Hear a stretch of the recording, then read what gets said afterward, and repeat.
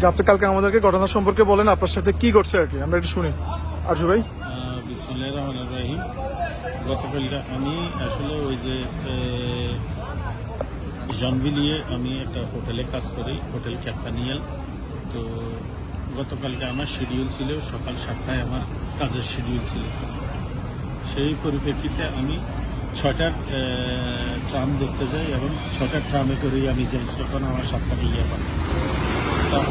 তখন আমাকে একজন বাঙালি বললো যে ভাই, আমার মোবাইলটা চুরি হয়ে গেছে, আমাকে একটা কল করতে দেন। আমি একটা কল করি, তো আমি তার সহানুভূতির দিক থেকে সেও আমার সাথে ট্রামে উঠে। আমি সহানুভূতির দিক থেকে তাকাই, আমি বললাম বাঙালি ভাই, তো তাকে দিতে পারে। আমি 2বার তাকে ফোন দিছি। ফোন দেওয়ার পরে আমার মোবাইল দিয়ে 2বারে ফোন করছে, তার মোবাইল সুইচ অফ আসে।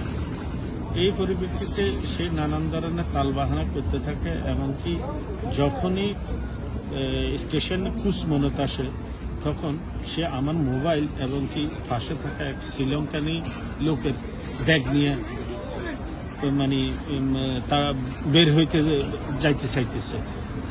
তখন ওই যে আপনার ট্রাম দরজা বন্ধ হয়ে গেছে, ও লক হয়ে গেছে ভিতরে। এই পরিপ্রেক্ষিতে আমি তার উপরে চড়া হয়ে তাকে অনেক কিলঘুষা মারি। কিলঘুষা মারতে মারতে আমি এক পর্যায়ে আমার হাত তার মুখের ভিতর ঢুকে যায়, এই আঙ্গুলটা। আচ্ছা। ঢুকে যাওয়ার পরিপ্রেক্ষিতে ও যখন ছুটাছুটির জন্য আপনার চেষ্টা করতেছে, তখন আমার এই হাতের আঙ্গুলটা প্রথম অংশ, এই অংশটা কামড় মেরে একটু ফেলে দেয়। এরপরে হসপিটাল দোলাফন্তে এসে যখন ট্রামের স্টেশন, ট্রামের গেট খোলে, তখন দৌড়ে পালাই যায়। আপনারা সতর্ক থাকবেন এই ব্যাপারে। এখন এক গ্রুপ এরকম বের হয়েছে, এরা এরকম বলে ভাই আমার মোবাইল হারিয়ে গেছে, আমাকে একটা কল করতে দেন। এই কথা বলে আমাদের বাংলাদেশি না, বাংলাদেশের কথা বলতেছেন?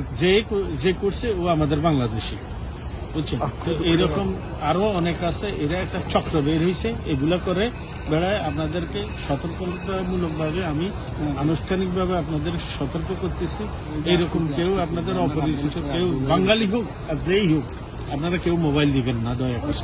তাই নাইলে পরে আমি সারাদিন হসপিটাল থেকে আমার এটা 3.5 ঘন্টা অপারেশন করে আমি তারপরে বাসায় আসি। আমি এই অপ্রীতিকর একটা ঘটনায় পড়ে গেছি কালকে। ধন্যবাদ, এটা খুবই দুঃখজনক ঘটনা। আমরা আপনার সুস্থতা কামনা করতেছি, আর সতর্কতার কোনো বিকল্প নাই। ধন্যবাদ আরজু ভাই। সবাই সতর্ক থাকবেন এবং কি অপরিচিত কাউকে মোবাইল দিবেন না।